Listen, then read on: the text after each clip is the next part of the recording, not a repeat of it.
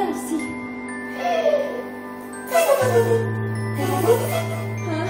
Tu me moques de moi, là.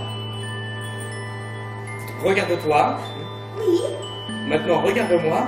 Oh oui. Visiblement, il y a un problème. Alors, rappelle-moi dans 1m60.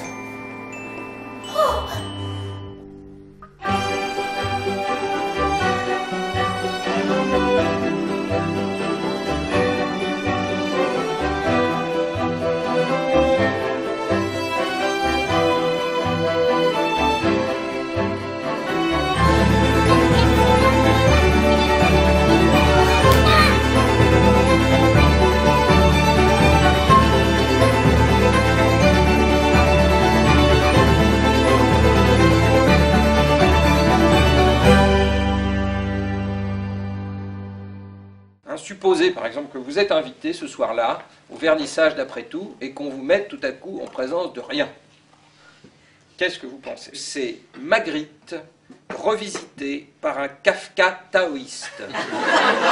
Cette affaire Dussart, Philippe Dussart, né en 1947 et mort en 1989, est un peintre contemporain radical, particulièrement radical, puisque sa dernière œuvre, intitulée « Après tout » et exposée à la galerie d'Argenson dans le Marais, était en réalité non pas une absence d'œuvre, mais une sorte d'exposition du néant, puisque dans la galerie d'Argenson, il n'y avait rien. Depuis que nous avons vu exposer dans un prestigieux musée une assiette d'excréments humains, expression appétissante de l'art dit fondamental, qui traduit sans tourner autour du pot un urgent besoin créatif et permet à l'artiste de nous montrer enfin ce qu'il a dans le ventre. Nous n'osons plus qualifier une œuvre d'art en disant d'elle que c'est de la merde.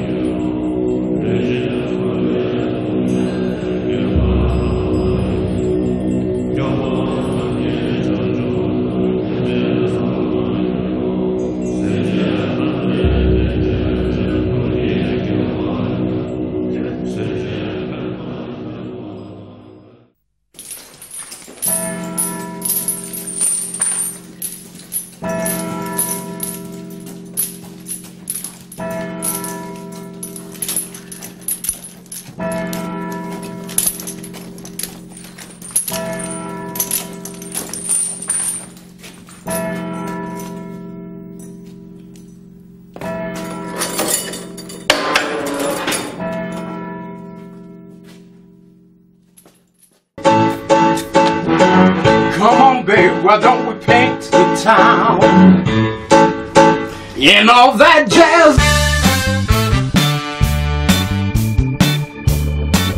Brian is not in the kitchen.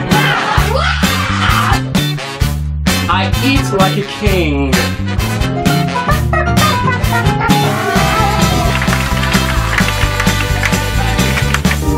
The real combination, every little step.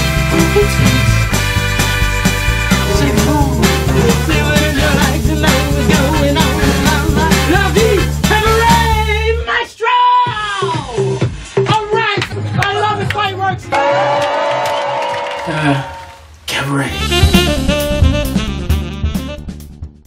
Bérangère, veux-tu être ma femme? Oui, je le veux. Et toi, Vincent, veux-tu être mon mari? Il est là, tout nu, dans le salon, la queue entre les jambes, et la situation lui semble soudain très claire. Le mois prochain, il va se marier et il crève de trouille. Voilà ce qui se passe. Tu vas voir, je t'ai mise à une super table. Une super table en bérengère, ça signifie une table avec tout plein de célibataires bien sous tout rapport avec qui tu pourrais te caser. Langue de belle-mère et gueules enfarinées sur leur lit de marron glacé. Et ce couple de mariés perchés au sommet, qu'est-ce qu'il symbolise? Les épreuves surmontées à deux? L'ascension périlleuse vers le 7e ciel? Tous mes vœux de bonheur. On peut changer le cours des choses. Bien sûr, on va se laisser faire. Les parapluies s'écoutent dans l'entrée. Une servante au teint laiteux s'éloigne sur le parquet blond, ciré à la cire d'abeille. On enregistre vaguement la violence du siècle, mais elle sent la confiture de groseille. Le chocolat, le pain grillé. Le journal par lui-même est déjà pacifiant. En douce et presque en fraude. On déguste tout ce qu'il ne faut pas voir ni respirer. On se fait sa cuisine et on la trouve délicieuse.